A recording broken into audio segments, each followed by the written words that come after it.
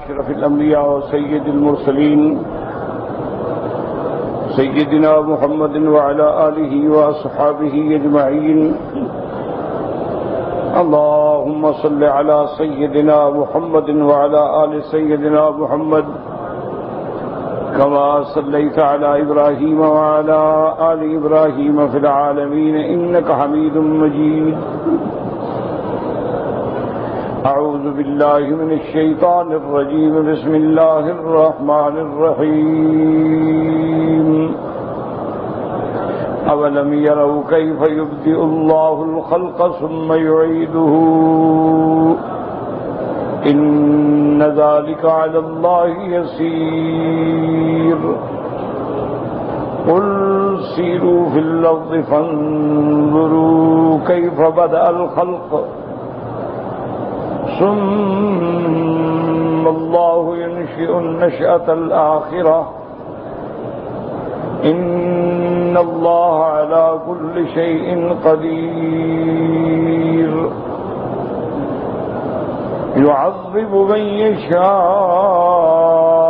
ويرحم من يشاء وإليه تقلبون. وما أنتم بمعجزين في الأرض ولا في السماء وما لكم من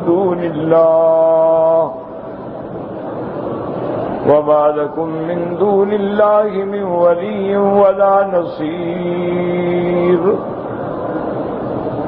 والذين كفروا بآيات الله ولقائه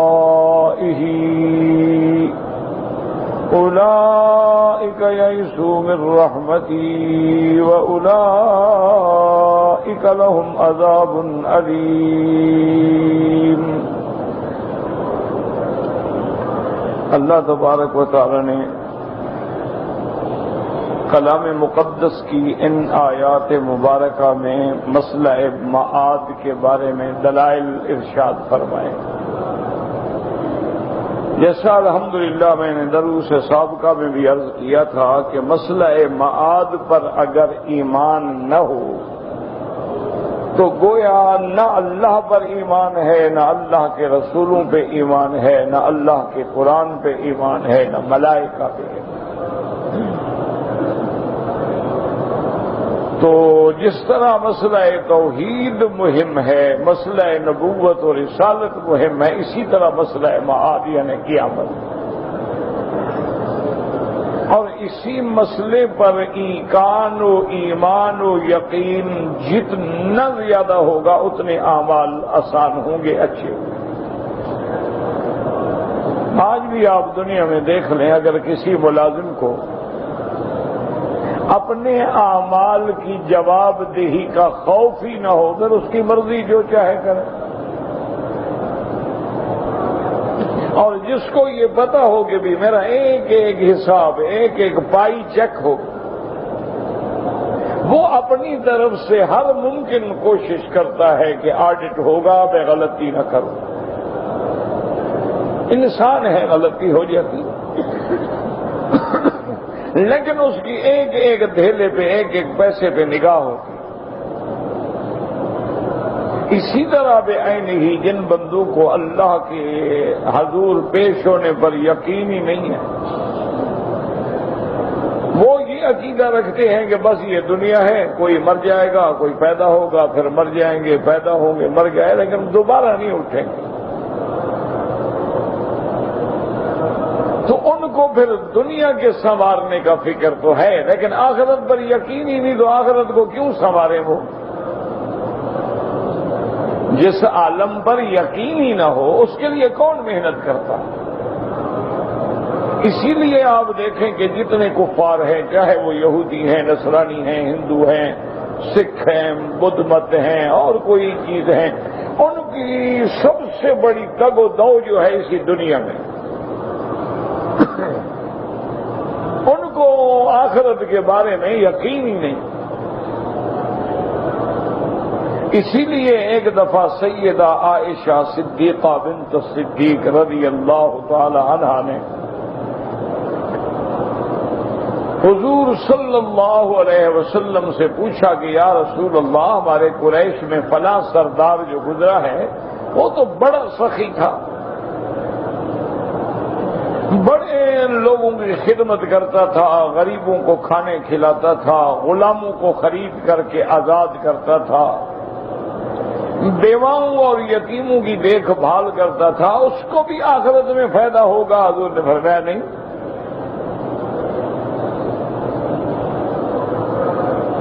تو بی بی صاحبہ نے فرمایا کہ حضور اس نے کام تو بڑے اچھے کیے سر، فرمایا اچھے کیے ہیں، لیکن جب اس نے آخرت کے لیے اللہ سے مانگا ہی نہیں ہے تو اللہ آخرت میں کیوں دیں گے اس کو؟ اسی لیے آپ جو طواف میں دعا پڑھتے ہیں یہی ہے نا کہ مومن جب مانگتا ہے ربنا آتنا فی الدنیا حسنۃ وفی الآخرۃ حسنۃ، وہ دونوں جہاں کی بھلائی مانگتا ہے کہ یا اللہ ہمیں دنیا میں بھی بھلائی عطا فرما اور آخرت میں بھی۔ اور اس کے علاوہ جو کافر ہے وَمِنْهُمْ مَن يَقُولُ رَبَّنَا آتِنَا فِي الدُّنْيَا وَمَا لَهُ فِي الْآخِرَةِ مِنْ خَلَاقٍ۔ اللہ نے فرمایا کہ بعض لوگ ایسے ہیں یعنی کافر جو دنیا کی بھلائیاں تو مانگتے ہیں لیکن آخرت میں ان کا کوئی حصہ نہیں، آخرت پہ یقین ہی نہیں، اور وہ اس لیے بھی حیران ہوتے تھے کہ بھئی مرنے کے بعد ہم کیسے اٹھیں؟ اس کی وجہ یہ ہے کہ بعض لوگ جو ہے نا یاد رکھیں کہ وہ تو اپنے بڑوں کے تابع تھے، بڑے کہتے ہیں قیامت نہیں ہوگی، انہوں نے کہا نہیں ہوگی، اور بعض لوگ جو تھے کچھ سوجھ بوجھ رکھنے والے وہ یہ سمجھتے تھے کہ بھئی دیکھو ہمارا دادا مر گیا، دادے کا دادا مر گیا، اس سے پہلے ہمارے کئی اجداد مر گئے، آج تک تو کوئی واپس آیا نہیں ہے تو ہم دوبارہ کیسے اٹھیں گے؟ ان کو یہ اشکال تھا۔ اور جو کچھ پڑھے لکھے لوگ ہیں جیسے فلسفہ والے ہیں، اسی طرح علوم منطق و معقول میں کھو کے رہ گئے ہیں، ان کو بھی یہ اشکال تھا کہ بھئی بات یہ ہے کہ جب کوئی جز کسی کل میں مل جائے تو پھر وہ علیحدہ نہیں ہو سکتی۔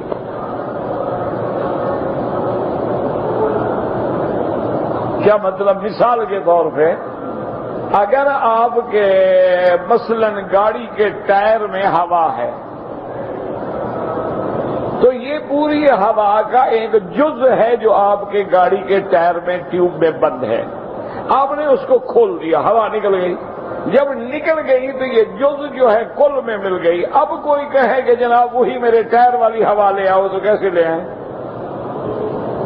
وہ تو کل میں مل گئی۔ آپ نے گلاس میں پانی رکھا ہے، اگر اس گلاس کے پانی کو کنویں میں ڈال دیں یا دریا میں ڈال دیں، اب کوئی کہے کہ جناب جو پانی میرے گلاس میں تھا وہ لے آؤ، تو کیسے لے آئے بھائی؟ وہ تو جز کل میں مل گئی، ختم ہو گئی بات، پانی پانی میں ملا، پانی ہو گیا۔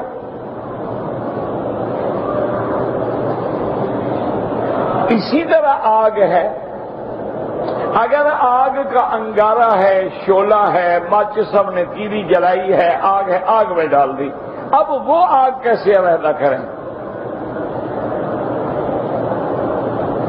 ان کو یہ اشکال تھا۔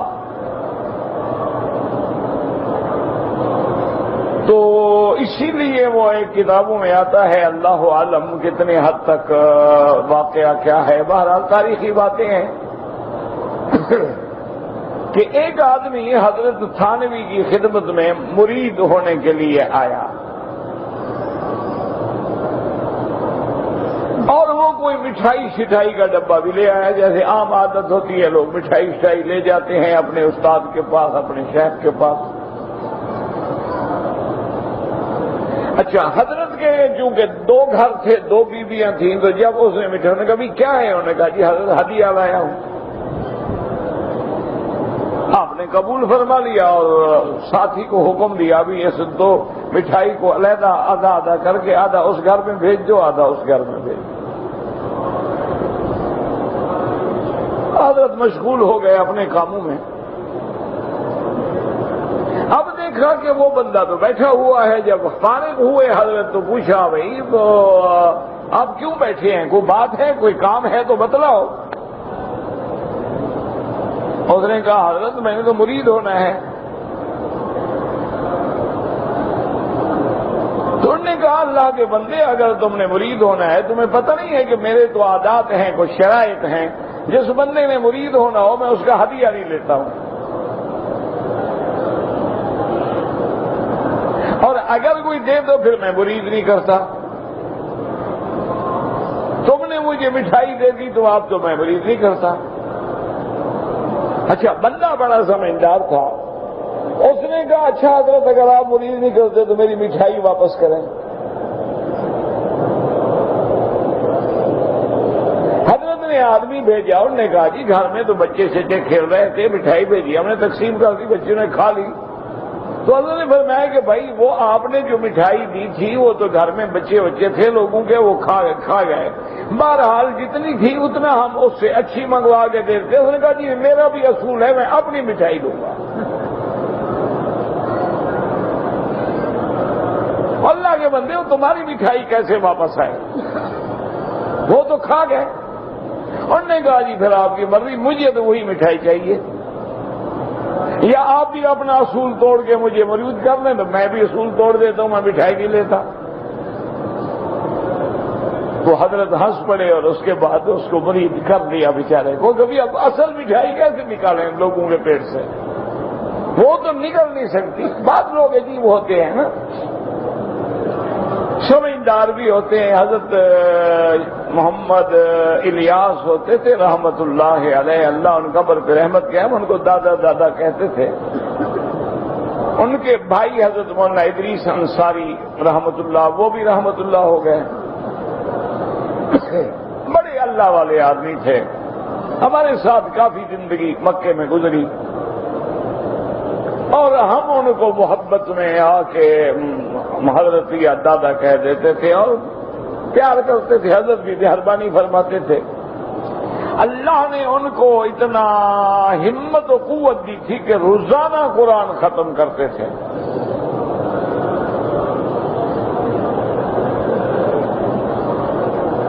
ایک قرآن کی منزل روز ختم کرتے۔ اچھا میں نہیں مانتا تھا، میں کہ یار بوڑھے آدمی ہیں، بزرگ آدمی ہیں، ضعیف آدمی ہیں، پورا قرآن پڑھنا کوئی آسان بات ہے؟ تو اس دور میں یہ مینا عرفات میں قہوے ہوتے تھے، موسم بڑا اچھا ہوتا تھا، تو اکثر مکے والے لوگ جو ہیں رات کو وہیں جا کے سو جاتے، ٹھنڈا علاقہ ہوتا۔ اب تو شہر بن گیا۔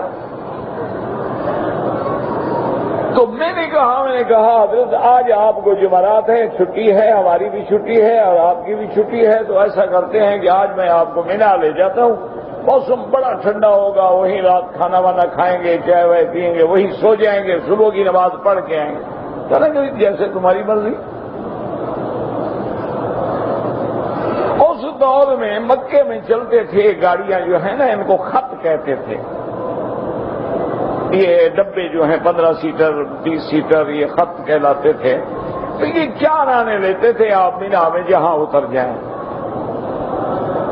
ہم اس میں بیٹھ گئے، ایک ہی سیٹ پہ ہم بیٹھ گئے۔ اب وہ قرآن شریف پڑھ رہے ہیں، میں نے بھی نہیں چھیڑا، میں نے کہا اندازہ تو کروں نا آخر یہ کتنا پڑھتے ہیں۔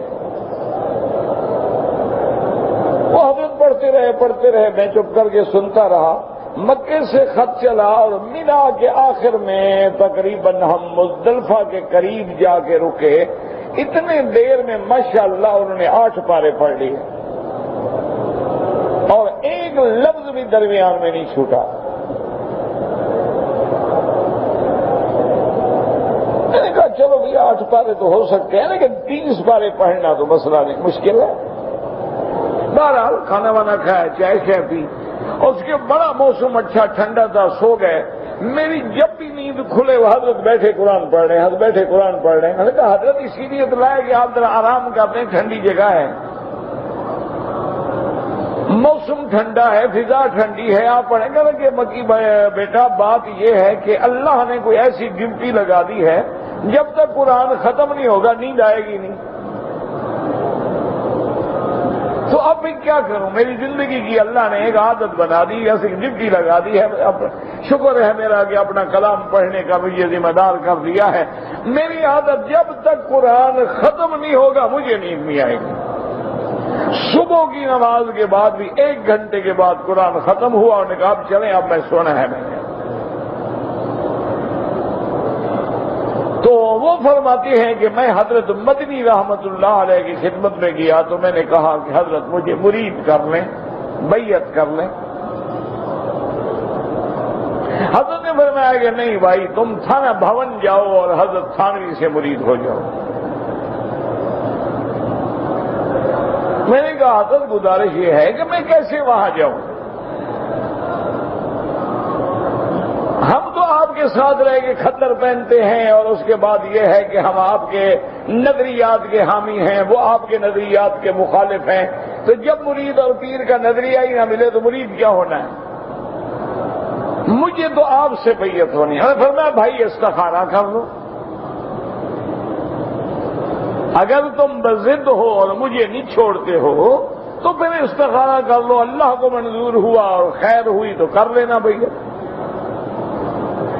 تو کہتے ہیں میں نے کہا حضرت مدنی سے، میں نے کہا حضرت استخارہ تو تب کیا جاتا ہے جب معاملے میں شبہ ہو کہ یہ کام اچھا ہے یا اچھا نہیں ہے، پھر تو آدمی کرے۔ اب ایک آدمی طواف کرنے کے لیے جا رہا ہے، استخارہ تھوڑا کرے گا؟ طواف تو اچھا کام ہے، اس میں کیا استخارہ ہے؟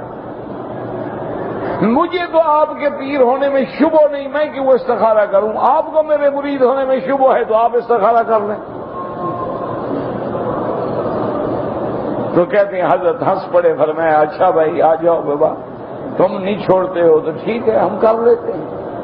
تو بات اصل یہ ہے، ان کے بھی دماغ میں یہ بات ہے کہ بندہ مر گیا، قبر میں چلا گیا، ریزہ ریزہ ہو گیا، ہڈیاں مٹی بن گئی، بندے میں عناصر اربع ہے، ہوا ہے، پانی ہے، آگ ہے، آب ہے، تو یہ ہر چیز جو ہے جو اپنے کل میں مل گئی، یہ قیامت میں کیسے علیحدہ ہوگی کہ یہ مٹی مولوی مکی کی ہے؟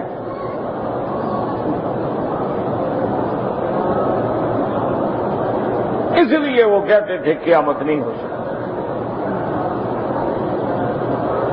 اصل یہ ساری غلطی کیسے ہوئی؟ یہ غلطی اس لیے ہوئی کہ لوگوں نے یہ سمجھا کہ ہم جو علیحدہ نہیں کر سکتے ہیں، نعوذ باللہ خدا بھی نہیں کر سکتا۔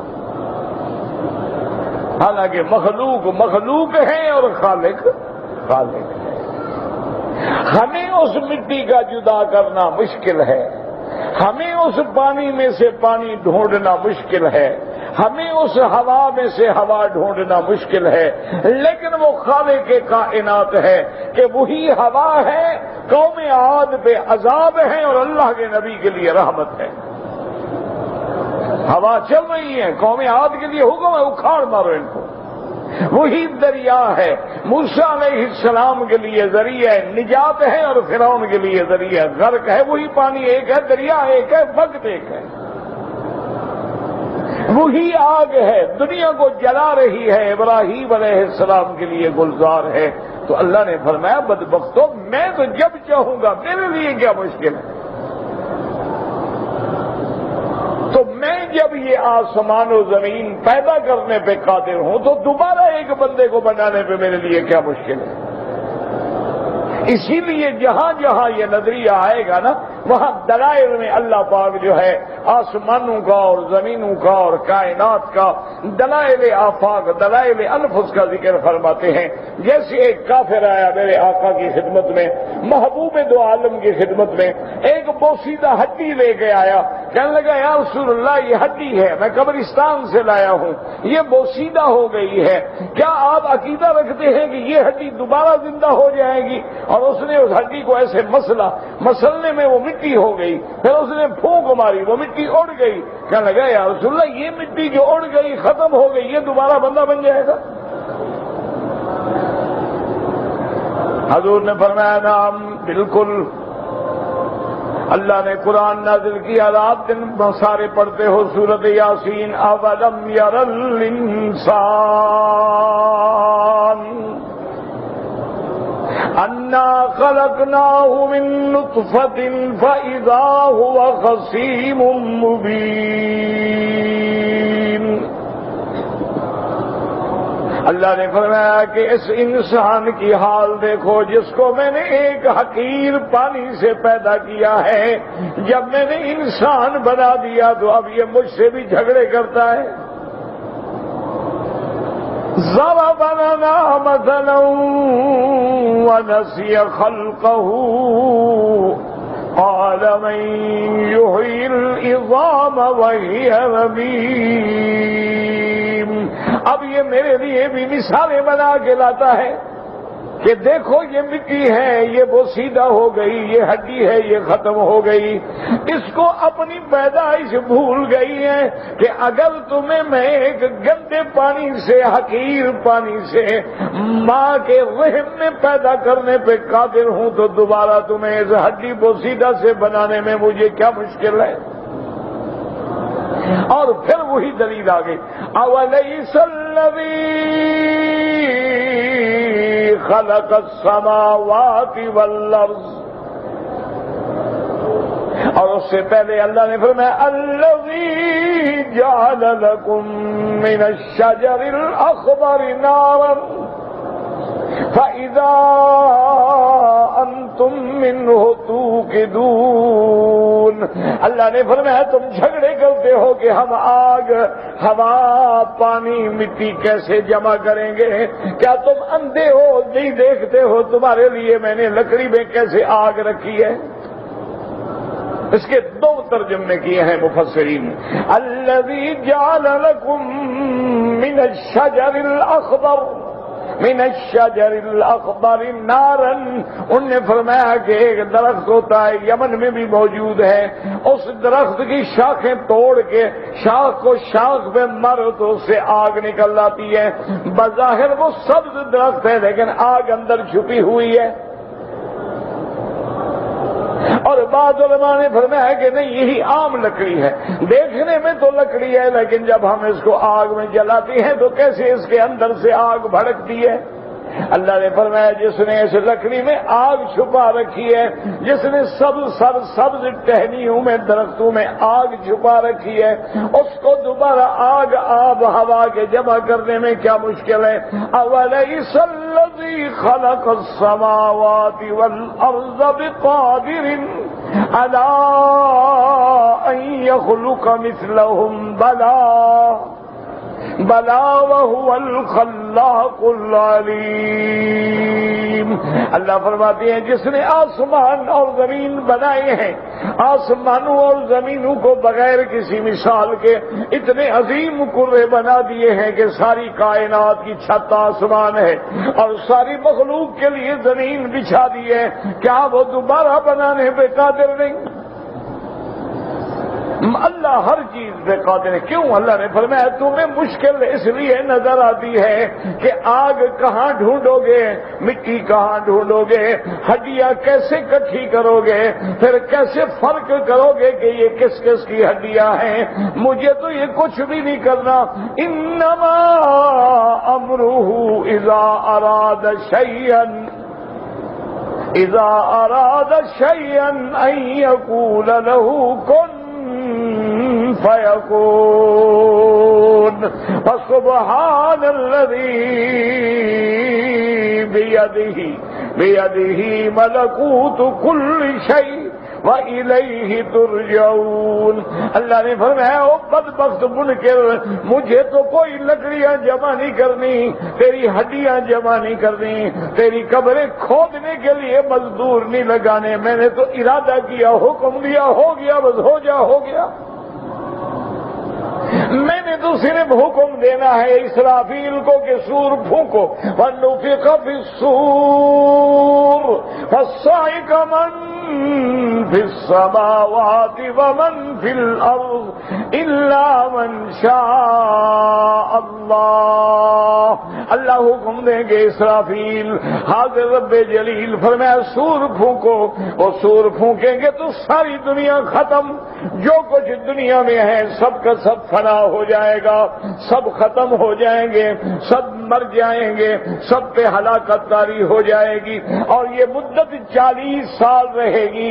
40 سال کے بعد اللہ دوبارہ حکم دیں گے ثم نفخ فیہ اخری فاذا ھم قیام ینظرون۔ 40 سال کے بعد اللہ حکم دیں گے اسرافیل پھر سور پھونکو، جب سور پھونکیں گے تو سارے اپنے قبروں سے کھڑے ہو جائیں گے اور قبروں سے نکل کے حیران کھڑے ہوں گے، قالوا من بعثنا من مرقدنا هذا ما وعد الرحمن وصدق المرسلون۔ اب جب قبروں سے کھڑے ہوں گے تو کہیں گے کس نے ہمیں اٹھا دیا، کیسے نکل آئے؟ تو جواب آئے گا یہ تو وہ رحمان کا وعدہ ہے، اور یہ وہی بات ہے جو رسول خبر دیتے رہے، آج سچی ہو گئی۔ آج ساری مخلوق اٹھ کے کھڑی ہوئی ہے اور ہر آدمی اپنی اپنی قبروں سے نکل کے کھڑا ہے، افاتن اراتن غرلا۔ میرے پاک نبی نے فرمایا کہ جب قبروں سے اٹھیں گے عالم یہ ہوگا کہ جیسے ماں کے پیٹ سے پیدا ہوئے، نہ کپڑا نہ قمیض نہ پاجامہ نہ سلوار نہ شیروانی، اب بھی اٹھیں گے تو نہ سر پہ ٹوپی ہے نہ کپڑا ہے، ایسے کھڑے ہیں۔ اللہ اکبر۔ آپ دیکھیں کہ حیا والی بیویاں جو ہیں ان کو کیا مقام حیا ہے کہ سیدہ صدیقہ رضی اللہ تعالیٰ عنہ آج میری بیٹی میری بہن کو اس دنیا میں بھی اللہ کے حکم کی پرواہ نہیں ہے، مکے مدینے میں بھی پردے کا پرواہ نہیں ہے، حیا نہیں ہے۔ بی بی عائشہ کی صداقت دیکھیں، طہارت دیکھیں، لطافت دیکھیں، نزاکت دیکھیں، حیا دیکھیں۔ بی بی عائشہ پوچھتی ہے کہ یا رسول اللہ قیامت والے دن جب ہم قبروں سے اٹھیں گے، ایک قبرستان میں مرد بھی ہوں گے عورتیں بھی ہوں گی، اگر کفن بھی نہیں ہوں گے تو بغیر کپڑے کے کھڑے ہوں گے، اس دن پھر پردے کا کیا ہوگا؟ اللہ اکبر۔ بی بی کو آخرت کے بھی پردے کا خیال ہے، ہمیں دنیا میں بھی پردے کا خیال نہیں۔ سیدنا محمد عربی صلی اللہ علیہ وسلم آپ نے فرمایا عائشہ کیا بات کہتی ہو، وہ دن تو ایسا ہوگا اللہ تبارک و تعالی رحم کرے کہ ہر آدمی کی آنکھیں پتھرا کے رہ جائیں گی، وہ تو پلک بھی نہیں چھپکا سکے گا، دیکھے گا کیا؟ وہ تو منظر ایسا ہوگا کہ ہر آدمی اللہ کے خوف سے اور قیامت کے زلزلے سے اور دہشت سے ایسے ہو جائے گا تری الناس سکارا وما هم بسکارا ولكن عذاب اللہ شدید۔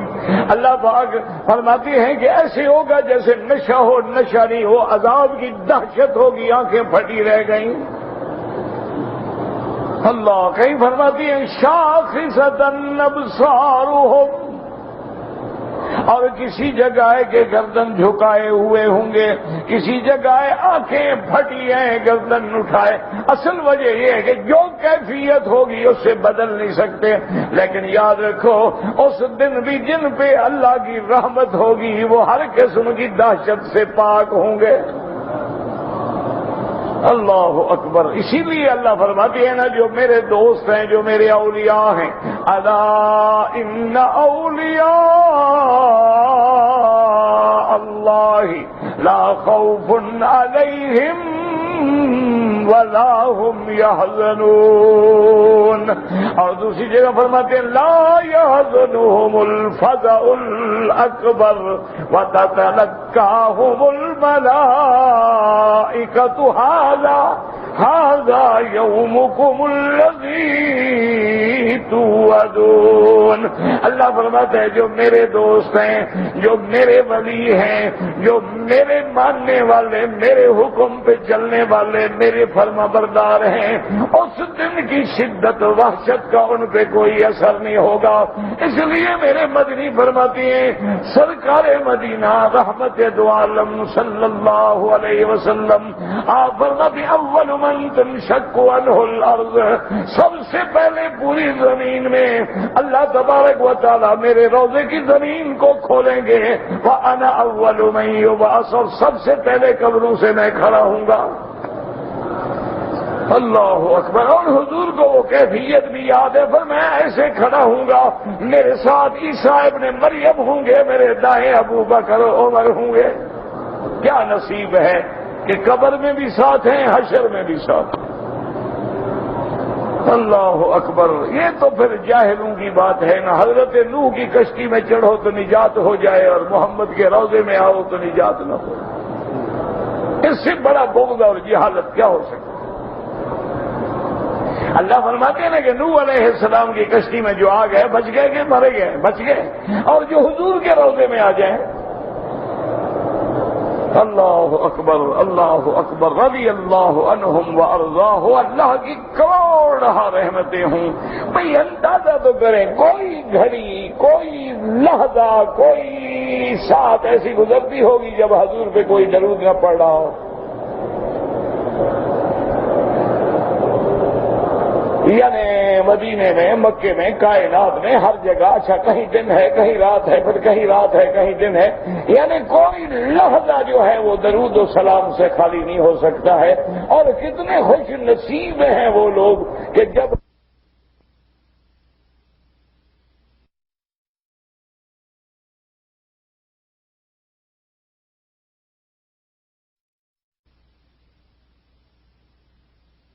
ابو بکر عمر بھی ساتھ ہیں۔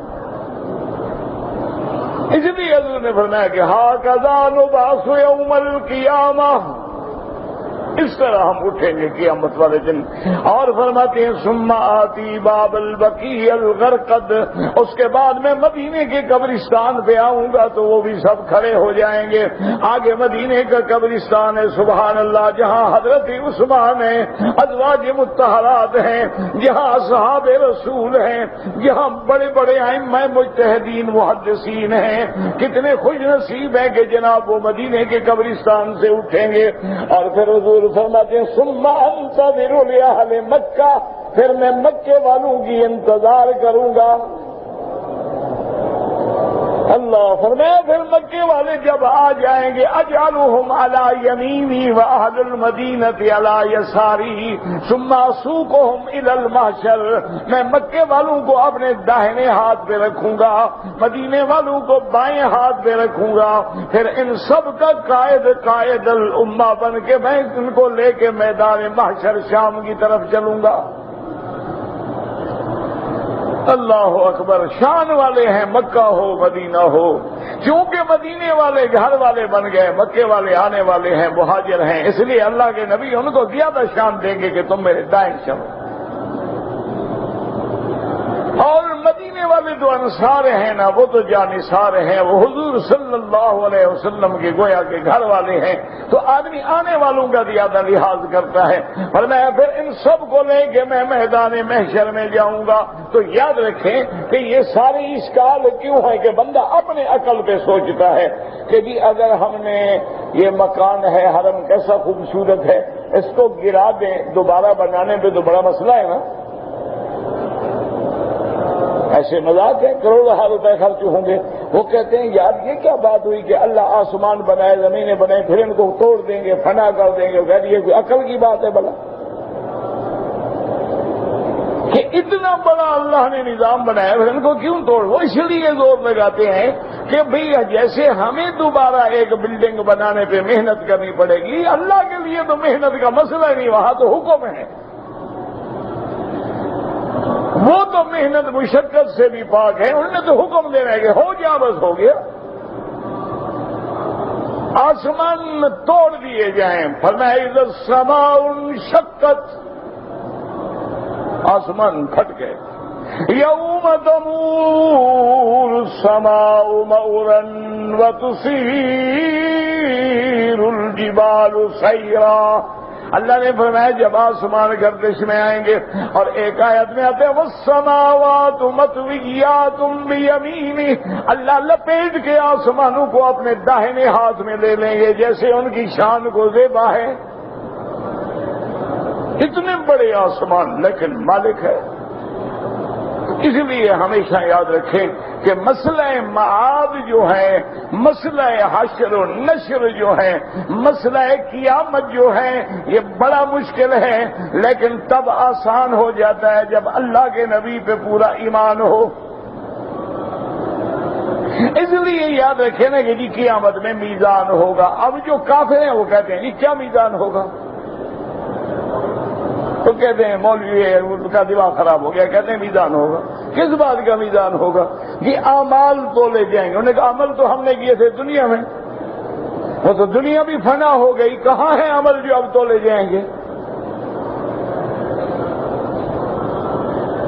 اس لیے وہ اپنے عقل لڑاتے ہیں۔ لیکن یاد رکھو آج وہی کافر خود کہتے ہیں کہ جو ہم بول رہے ہیں یہ آواز بھی محفوظ کھڑی ہوئی ہے خلا میں، یہ بھی ختم نہیں ہو رہی۔ آج آپ دیکھتے ہیں نا ہوا جو ہے اس کا بھی وزن ہوتا ہے کہ اس ٹائر میں 50 پاؤنڈ ہے، اس میں 60 ہے، اس میں 30 ہے۔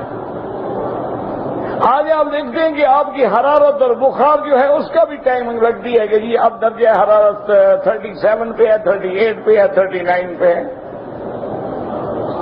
تو اگر تم ہر چیز کا وزن کر سکتے ہو، اللہ کے آگے میزان عمل کرنا کیا مشکل ہے؟ اچھا وہ اعمال کیسے وزن ہوں گے؟ بعض علماء نے فرمایا کہ قیامت والے دن جب نامہ عمل پیش ہوگا، سجلات پیش ہوں گے تو ان کا وزن کیا جائے گا۔ جیسے کہ ایک حدیث مبارک میں آتا ہے کہ ایک بندہ اللہ کے دربار میں پیش ہوگا، اس کے گناہوں کے دفتر پہ دفتر پہ دفتر ڈھیر لگا ہوا ہوگا، اور نیکی کے پلڑے میں بتا کا، حدیث میں لفظ بتا کا آتا ہے کہ چھوٹا سا کارڈ۔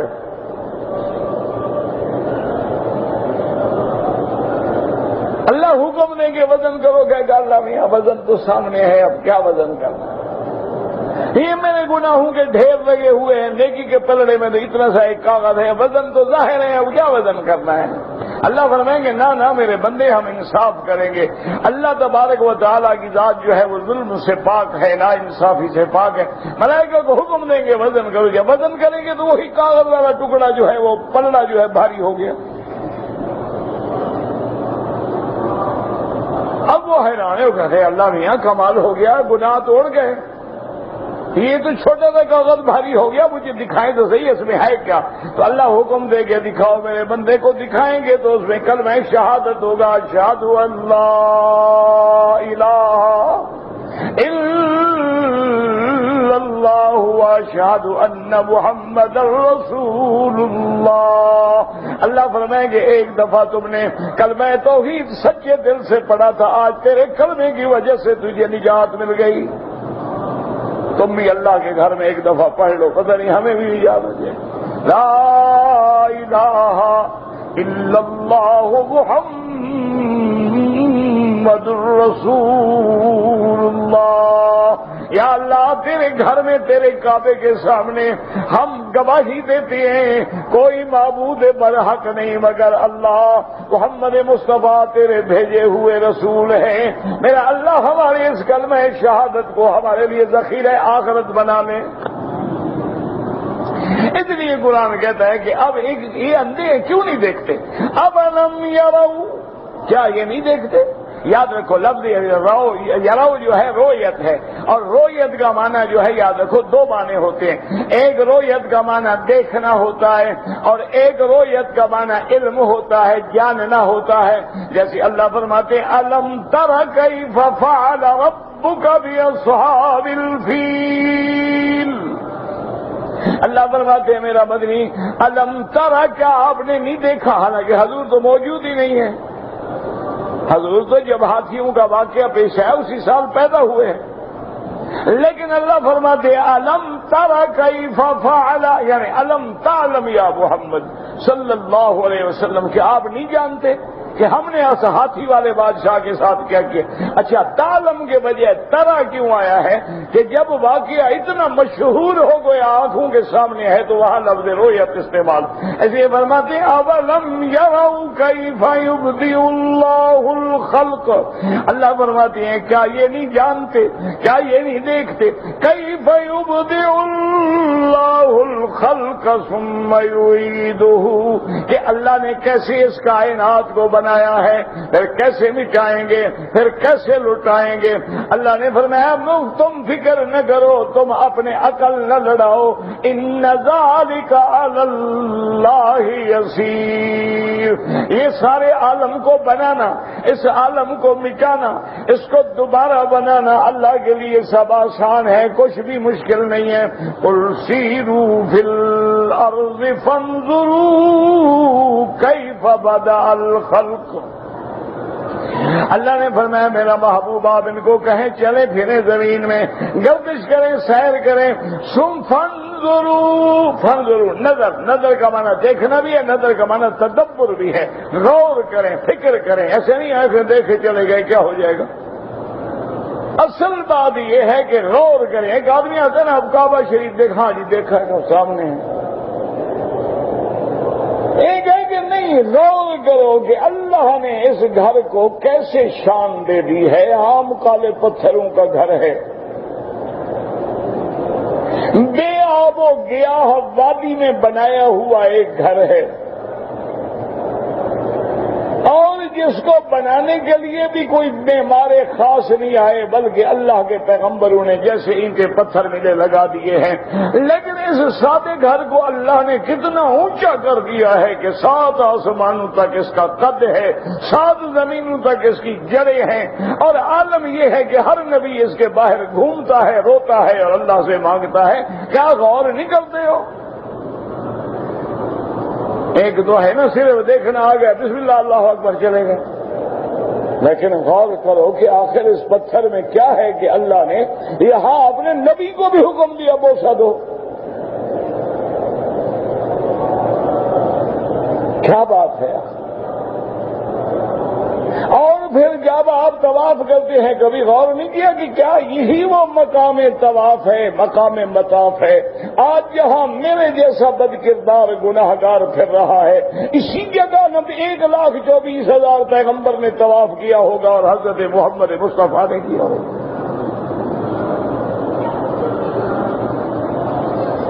ایک ہے بس آئے، عمرہ کیا، چلے گئے، نہ عمرے کا پتہ ہے، نہ طواف کا پتہ ہے، نہ صفا کا پتہ ہے، نہ کعبۃ اللہ کی عظمتوں کا پتہ ہے، جیسے آئے تھے اسی طرح پھر رہے ہیں۔ باہر پردہ نہیں تھا، کعبے میں بھی پردہ نہیں ہے، باہر جھوٹ بولتے تھے، کعبے میں بھی جھوٹ بولتے ہیں، باہر سگریٹ پیتے تھے، کعبے میں بھی سگریٹ پیتے ہیں، باہر داڑھی منڈواتے تھے، کعبے میں بھی داڑھی منڈواتے ہیں، کوئی فرق نہیں۔ ضرورت کیا ہے تکلیف فرمانے کی؟ کعبہ اداس تو نہیں آپ کے لیے؟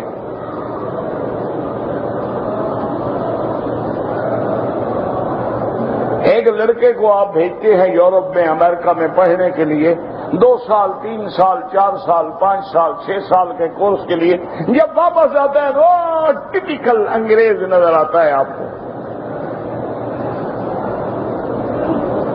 اسی طرح کا سوٹ پہنے ہوئے، ٹائی لگائے ہوئے، 3 پیس ہے، پن اسٹریپ سوٹ ہے، اور اسی طرح جناب منہ بگاڑ بگاڑ کے انگریزی بولتا ہے، اسی طرح بال کٹے ہوئے ہیں، اسی طرح جین کی پینٹ پہنی ہوئی ہے، اور اسی طرح بائیں ہاتھ سے چھری پکڑتا ہے، اسی طرح ٹیبل اور کرسی کے بغیر کھانا نہیں کھا سکتا ہے۔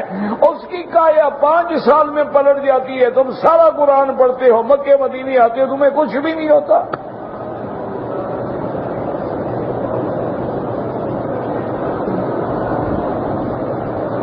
کبھی غور تو کرو نا، سوچو تو صحیح نا بھائی، وہ کافروں کے ملک میں جاتا ہے فوراً بدل جاتا ہے۔ اچھا جو نہیں گئے وہ ان کو دیکھ کے بھی بدل گئے۔ آج کل کا نوجوان دیکھو، معلوم ہوتا ہے کہ بالکل اصلی نسلی ہے، بالکل، یعنی اس میں کوئی ذرے برابر بھی فرق نہیں۔ این کاؤ بوائے بنے ہوئے ہیں، پھٹی پرانے جین پہنے ہوئے ہیں، یعنی وہ جینے جو ہمارے ہاں دیہاتی جو ہیں گدے اور کھوتے پہ ڈالتے تھے، یہ اس کو فیشن سمجھ کے پہنتے ہیں۔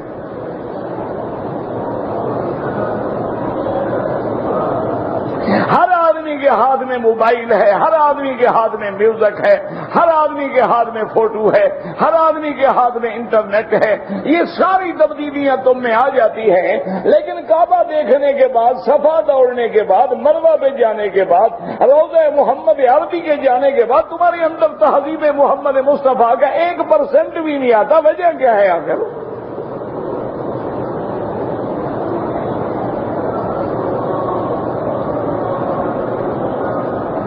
دل سے غور کریں، چھوڑیں مولویوں کو باتوں کو، آپ کہتے ہیں یہ مولوی ہے کہتے ہیں وغیرہ، چھوڑو مولوی، آپ کو تو پتہ ہے نا کہ آپ کعبے میں کھڑے ہیں، اور کعبہ جو ہے یہ مرکز ہدایت ہے، یہ منبع ہدایت ہے، اگر یہاں بھی مجھے ہدایت نہ ملی تو پھر کہاں ملے گی؟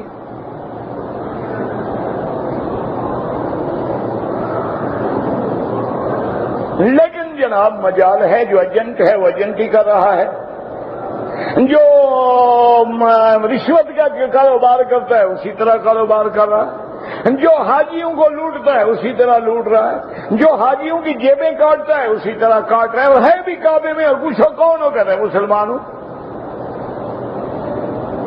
یہاں جو حاجی کی جیب کٹ جائے، یہودی تو نہیں آتے نا جیب کاٹ دیں، یہاں جو حاجی کا سامان چوری ہو جائے تو کوئی باہر سے کافر تو نہیں آتا، نصرانی تو نہیں آتا، ہندو تو نہیں آتا ہے، کس نے کیا ہے چوری؟ اسی لیے قرآن کہتا ہے صرف چلو نہیں، نظر تأمل، نظر تدبر کرو، غور کرو، قل سیروا فی الارض فانظروا کیف بدا الخلق ثم اللہ ينشئ النشأة الآخرة ان اللہ علی کل شیء قدیر۔ اللہ نے فرمایا چلو زمین میں غور کرو کہ اللہ نے کیسے اس خلق کو، عالم کو، آسمان و زمینوں کو کیسے پیدا کیا ہے۔ جب اس بات کو سمجھ لو گے کہ پیدا کرنے والا ہے تو وہ پیدا کرنے پہ قادر ہے، تو مٹانے پہ بھی قادر ہے، دوبارہ پیدا کرنے پہ بھی قادر ہے۔ کیوں؟ ان اللہ علی کل شیء قدیر، اللہ ہر چیز پہ قادر ہے۔ اور اگر نہ مانو یا مانو، یعذب من یشاء ویرحم من یشاء، جس کو چاہے عذاب دے۔ دیکھو عذاب کا ذکر پہلے کیا ہے، کیوں؟ پہلے منکرین کا ذکر آ رہا تھا نا، اس کو کہتے ہیں لف نشر مرتب، کہ پہلے منکرین کا ذکر تھا، یہاں عذاب کا پہلے آ گیا، اس لیے فرماتے ہیں یعذب من یشاء، وہ حاکم ہے، وہ مختار ہے، وہ متصرف فی الامور ہے، جس کو چاہے عذاب دے، ویرحم من یشاء، اور جس پہ چاہے رحم فرما کے ہدایت دے دے۔ فرمایا وَإِلَيْهِ تُقْلَبُونَ، مانا الیہ ترجعون، اسی کی طرف لوٹ کے جانا ہے قیامت۔ لیکن یاد رکھو لفظ ہے تقلبون، الیہ تقلبون، مانا تو ترجعون ہے، لیکن تقلبون کہتے ہیں الٹنا پلٹنا، یعنی آج تم چل رہے ہو، پھر مٹی میں گئے، پھر مٹی سے دوبارہ تمہیں اٹھا کے اللہ نے اپنے آگے کھڑا کر دیا ہے۔ یا اللہ ہم پہ رحم فرما دے بس۔ عورت حیض کی حالت میں حرم کے اندر داخل نہیں ہو سکتی، باہر میدان میں بیٹھ سکتی ہے۔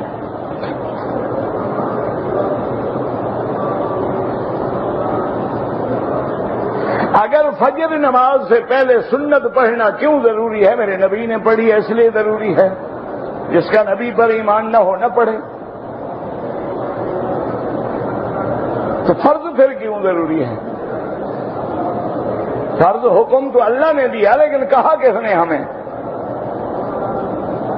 اور اگر نماز کھڑی ہے، نماز میں مل جائے، بعد میں 2 رکعت سنت پڑھے، حضور نے فرمایا خیر من الدنیا وما فیہا، یہ 2 رکعت جو ہے ساری دنیا اور اس کے اندر جو کچھ ہے وہ سب سے بہتر ہے۔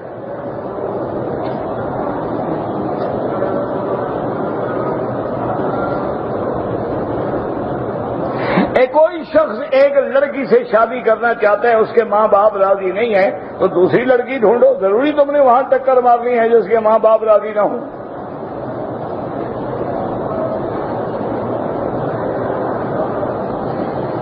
یہ تو کوئی مسئلہ نہیں کہ تم اغوا کر کے لے جاؤ، کیونکہ بعض ائمہ کے نزدیک اگر ماں باپ ہیں لا نکاح الا بولی، ولی کے بغیر نکاح ہی نہیں ہوتا۔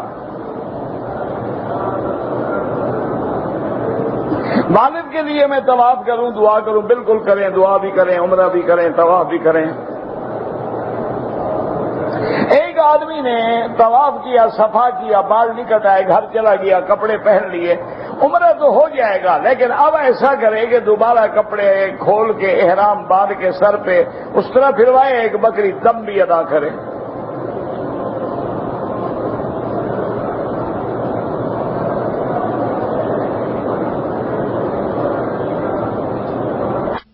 کہ مجھے یہاں کتاب ملی ہے جس میں علماء احناف کے خلاف بڑی ناجائز زبان استعمال کی گئی ہے، میرا بھائی بس ان کے لیے دعا کرو کہ اللہ ہدایت دے۔ لوگوں نے انبیاء کو معاف نہیں کیا، حضور پاک کو لوگ ساحر نہیں کہتے تھے، اللہ کے نبی کو لوگ مجنون اور دیوانہ اور جھوٹا نہیں کہتے تھے، تو بل احناف کی کیا حیثیت ہے نبی کے سامنے؟ اور لوگوں نے صحابہ کو گالیاں نہیں دی ہیں، یہ کوئی نئی بات نہیں ہے، یہ بڑا پرانا مسئلہ ہے۔ جس کے اندر دودھ ہوگا دودھ نکلے گا، گالیاں ہوں گی تو گالیاں ہی نکلیں گی، اور نکلے گا کیا؟ اندر جو بھرا ہوا ہے وہی باہر آئے گا نا۔ باہر کرو، وہ گالیاں دینے دو ان کو، تم دعا کرو اللہ ہدایت کا رشتہ اللہ آسان کرے، اللہ سب کے آسان کرے۔ او یار میری دعاؤں میں کچھ نہیں رکھا ہے، کچھ محنت کرو، کچھ دعا کرو، اللہ نے اسباب بھی بنائے ہیں۔ اب یہ معنی نہیں ہوتا ہے کہ تم رات کو صرف دعا پہ زور رکھو، کھانا نہ کھاؤ، پھر بھوک مٹ جائے گی۔ تم کعبے کی طرف تو نہ جاؤ، طواف بھی نہ کرو، دعا کرو اللہ میاں بیٹھا تو میں یہی ہوں، بس طواف ہو جائے، میرا بیٹھے بیٹھے ہو جائے، یہ تو کوئی دعا نہیں ہے۔ دعا کے لیے بھی ضروری ہے کہ اسباب پر بھی عمل کرو اور اللہ سے بھی مانگو۔ وہی ہے کہ آخری عشرے میں نیت کر کے بیٹھ جائے اس کا 20 تاریخ کی شام کو مغرب کے بعد سے نیت کر کے حرم میں بیٹھ جائیں، بس اعتکاف ہے۔ میری بیوی نے لاہور ایئرپورٹ سے احرام نہیں باندھا، وہ حیض کی حالت میں تھی، حیض کی حالت میں احرام باندھنا جائز ہے، عورت نے کوئی احرام چادریں باندھنی ہے، اس نے تو نیت کرنی ہوتی ہے، لیکن نہیں کی تو اب عمرہ بھی قضا کرے اور ایک بکری دم بھی ادا کرے۔ میرے والدین زندہ ہیں، ان کے لیے حج کروں، بالکل کریں۔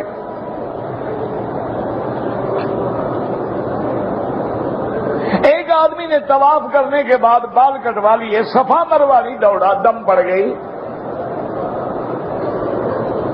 اگر کوئی آدمی مدینہ منورہ سے کسی کام کے سلسلے میں آیا ہے، عمرہ نہیں کر سکا، انشاءاللہ دم سے بچ جائے گا، لیکن افضل یہ ہے کہ عمرہ کیا کریں۔ دعا سیدھی اللہ سے مانگیں، ربنا آتنا فی الدنیا حسنۃ وفی الآخرۃ حسنۃ وقنا عذاب النار۔ با جماعت نماز جب پڑھے، امام کے پیچھے حنفی ہے تو فاتحہ نہ پڑھے، اور شافعی ہے تو پڑھا کرے۔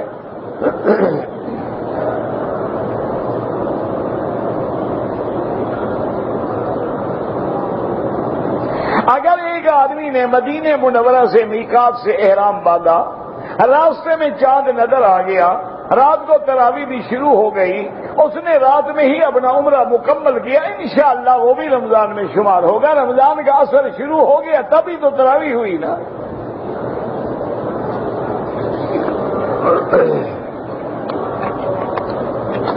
اب اتنا بڑا سوال تو ہو نہیں سکتا میرا بھائی۔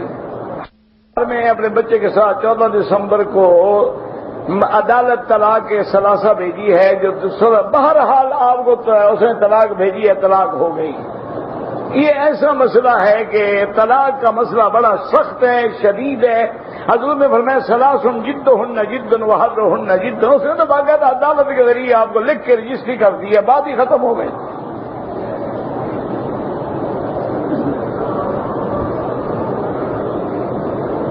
اگر میں کوئی یہی رشتہ کرنا چاہتا ہوں، لیکن میری برادری کی نہیں، میرے ماں باپ کو اعتراض ہے، اسلام میں برادری کی کوئی قید نہیں، لیکن تم ماں باپ کی نافرمانی نہ کرو۔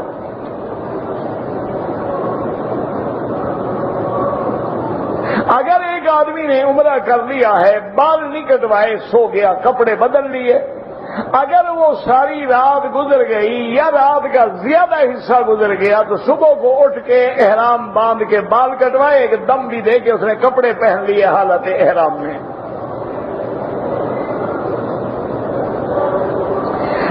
بہرحال سگریٹ بری بات ہے، اگر نعوذ باللہ پیا ہے تو پھر منہ اچھی طرح صاف کریں، بدبو نہ آئے، ورنہ مسجد میں آنا بھی منع ہے بدبو والے کو۔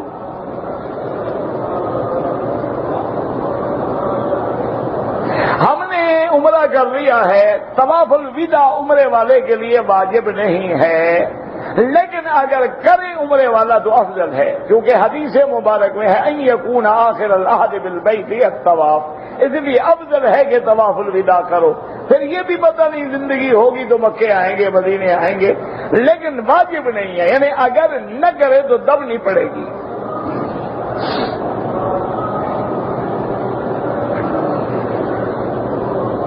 میرے بیٹے کی عمر 8 سال ہے، اس نے حلق نہیں کرایا، احرام کھول دیا، اس میں کوئی دم نہیں کیونکہ وہ بالغ نہیں ہے۔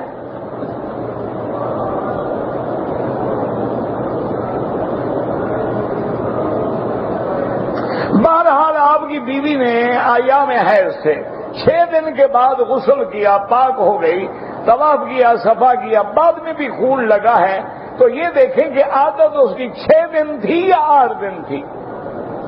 اگر عادت 6 دن تھی، خون بند ہو گیا، تسلی ہو گئی، پھر چلنے سے یا گرمی سے آ گیا تو کوئی دم نہیں۔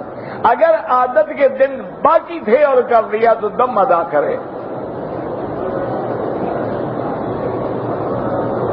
ہر عمرہ جب بھی کریں گے، طواف بھی کریں گے، صفا مروہ بھی دوڑیں گے، بال بھی کٹائیں گے، نہ بھی ہوں اس طرح پھروائیں گے۔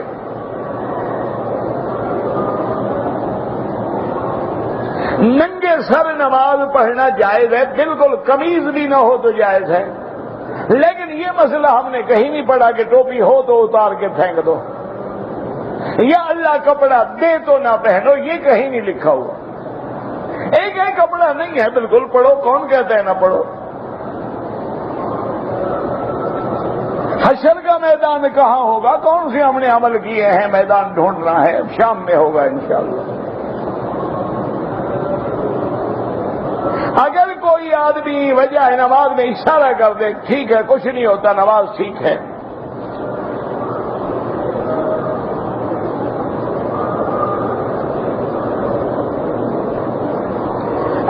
بھائی بیٹی کو 3 جگہ سے بال کاٹنے کی ضرورت نہیں، عورتیں جو ہیں بال کٹھے کریں، جہاں انتہا ہو اتنے بال کاٹ لیں۔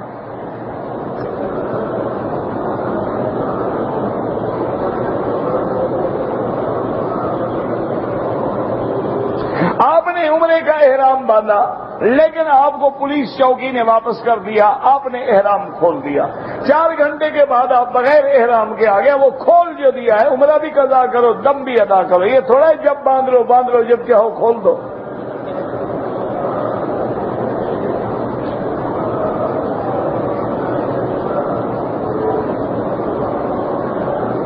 بہرحال خانہ کعبہ کو ہم نے حالت احرام میں چوما تھا، بھائی جب تک عطر وغیرہ لگ نہ جائے کوئی منع نہیں، اگر چوم لیا کیا ہو گیا، کوئی بات نہیں۔ ربنا تقبل منا انك انت السميع العليم وتب علينا انك انت التواب الرحيم اللهم يسر امورنا فرج همومنا اقض حاجاتنا يا قاضي الحاجات اللهم اشفنا واشف مرضانا ومرضى المسلمين اصلح احوالنا واحوال المسلمين وصلى الله تعالى على خير خلقه سيدنا محمد وعلى اله وصحبه اجمعين اللهم صل على سيدنا محمد وعلى ال سيدنا محمد